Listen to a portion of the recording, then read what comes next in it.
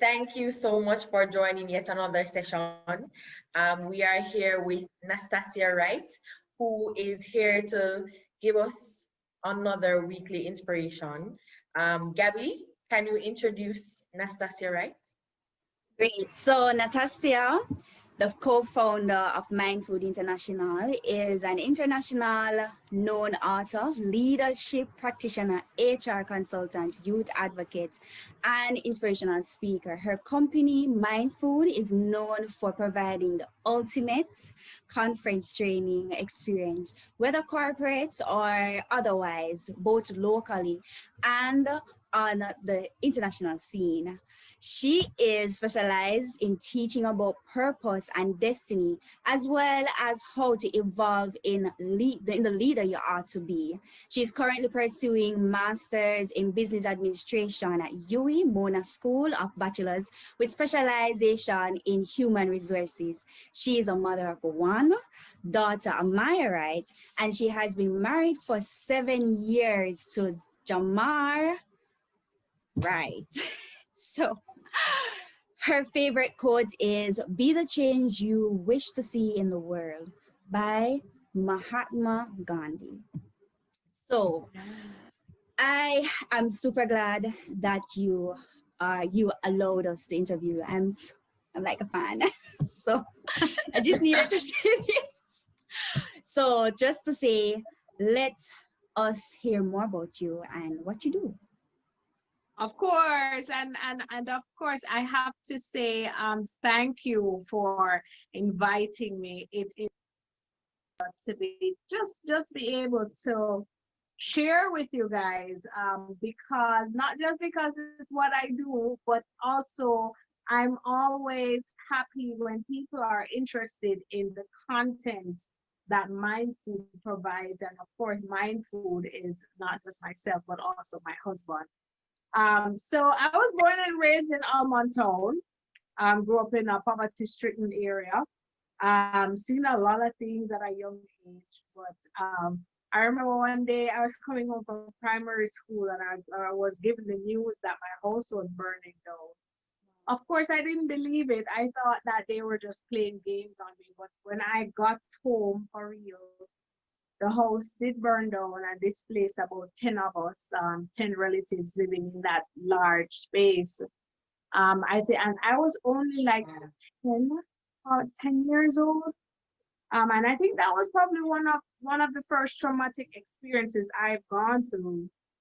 And then a couple months after I came home again and I was given heartbreaking news that my father was shot and killed. Now, let me tell you something. My father was my world, like everything. my dad was just amazing. He would bring me flowers because it was Monday. He would bring me chocolate and cards on Valentine's Day. He was just an amazing man, and it shattered my world. I was only 10 years old. It shattered me. And at that young age, I started experiencing depression in a really serious way. But I always did well in school.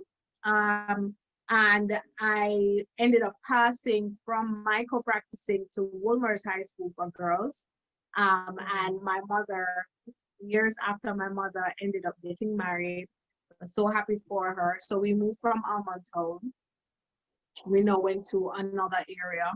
And there was this particular evening, she said that she was a Saturday evening. She said she was going to be going to KPH to get nebulized because she wasn't feeling well. She was having an asthma attack.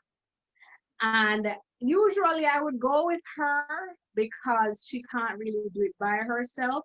But in this instant, there was nobody at home to look after my younger brother. So she asked me to stay with him. Later that night, I got a call that my mother had passed away from that asthma attack. At this point, wow. I am 15 years old. What? I'm in fifth form. This happened on a Saturday night, and Monday morning, I had 60 exams. No, all my relatives, all my relatives were like, Nas, it makes no sense you go. Yeah. because of course I wouldn't have studied. Yeah. My whole mental state was disturbed because of the news. Now remember, I had lost my Mhm. dad when I was 10. So at this point in time, I'm motherless and fatherless. And Wow. I was devastated. I don't know how to explain to you how I felt. I remember when I walked to school that Monday morning, because although everybody said I shouldn't go, because I know that she was looking forward to me doing the exams, and she was there telling me, oh, okay, you have 8 to do, just try and pass 6. I want you to go to sixth form. It did something to me, and I forced and I went. And I remember the first person I told about her passing when I went to school was the security guard, because they were good friends. And Mm. from that point, I bawled the whole day. I went into the Wow. exam room crying. I remember every minute somebody would come and check upon me. The principal would come over. You say, are you okay? You sure you can do it? I pressed on, guys. I had 8 sections to do. I did all 8 during that very stressful time. And I ended up with 6 2s and 2 1s. What? So if you Wow. So Wow. if you were to do the calculation, I did not fail any of those Oh, subjects, and I didn't get any threes either. I passed all of them with grade 1s and 2s. And this is the point where I tell everybody that, and it doesn't matter what arena I'm in, whether it's a corporate space, whether it's a church space, it doesn't matter. I tell everybody, that's just purely the grace of God. Mm. Because in my own ability, knowing that I sat through those exams, plenty of the paper was so wet. I had to, be starting over because the tears and the pen ink and the tearing of the page and all those things that I went through, I could not understand how I Wow. got those grades. right. But I passed all those subjects and I moved on. It's so funny too that the period that my grandmother was migrating from the States. Yeah. So she was able to take my brother and I to take care of us. And 1 year after my mother passed away, that grandmother died from cancer. So Wow. I'm now starting UTech, doing my bachelor's, having just buried my grandmother and experiencing losing my mother and my father. I was like a shell. Partying, having boyfriend, probably drinking. I never smoked or did any drugs or anything like that. But I really tried to find ways to heal or to find ways to feel better, about losing so much in a short space of time. Right. No time to But heal. Mm-hmm. yeah, and those things, in all honesty, even today, I don't believe that healing just comes overnight or it takes months or years, because even today, I'm now 32. My daughter is 6 years old. I hate Mother's Day. I tell people all the time, I do I not like heard, it. I yes, still because haven't gotten over it. I think last Mother's Day you posted it. You don't I like do it every Mother's Mother's Day. Day. Every Mother's Day, I tell everybody I hate Mother's Day. Like that, if it were up to me, I would just curl up in a ball every Mother's Day and just don't come out of the house. It's just not a pleasant Mm. experience for me. Because you have to understand that when I lost my dad, I had resolved in my mind that that was really awful for me.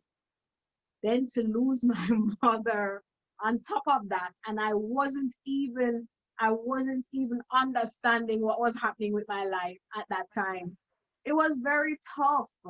And I was blessed, however, during my tenure at UTech to meet this young man. Didn't like him, I must tell you. He was so immature.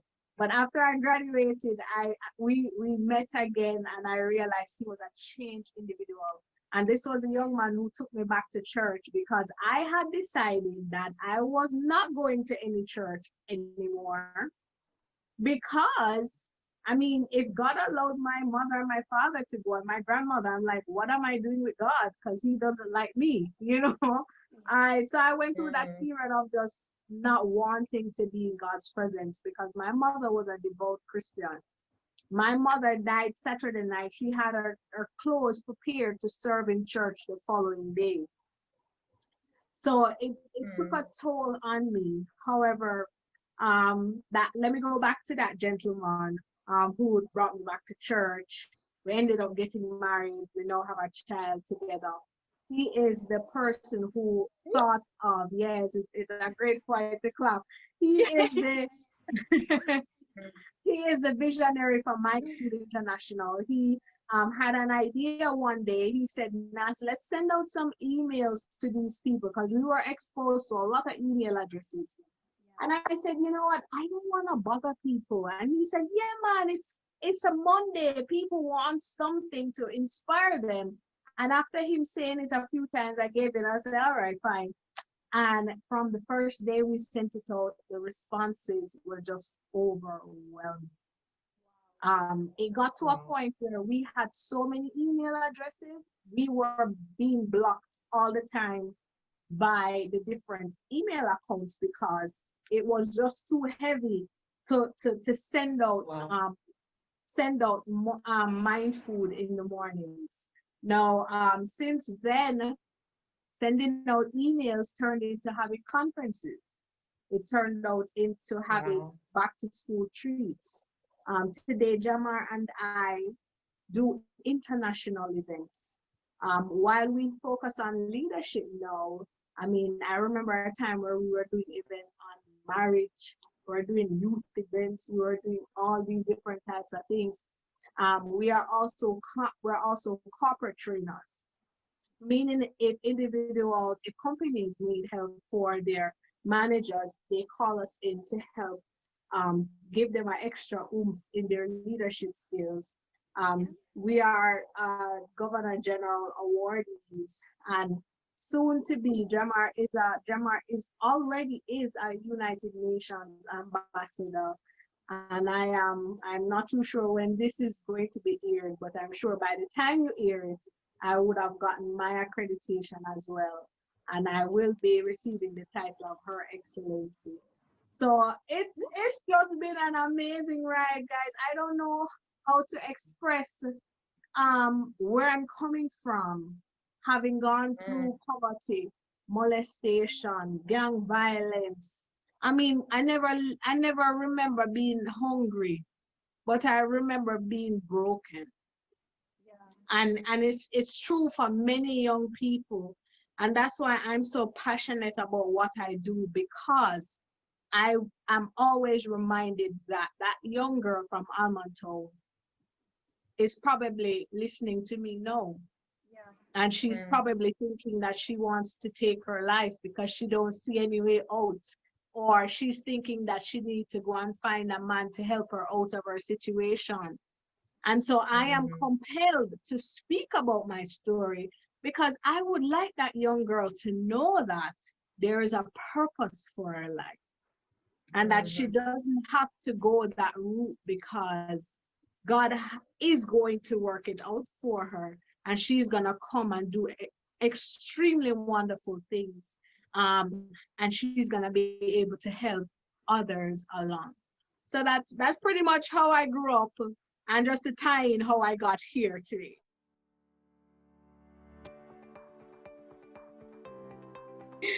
So Natassia, I just want to ask you, what is your greatest fear? My greatest fear, oh my gosh. Judy. This is like the first time somebody has asked me that. But I can be very transparent about it.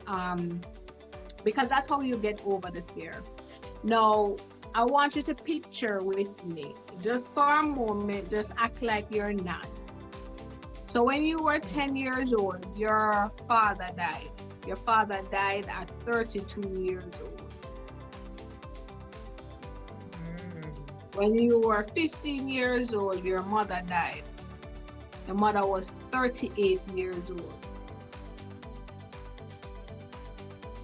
When you were about 16, 17 years old, your grandmother died. Your grandmother was 58 years old. My greatest fear is not being able to see my daughter's generation. And I don't think I've ever said that on any platform.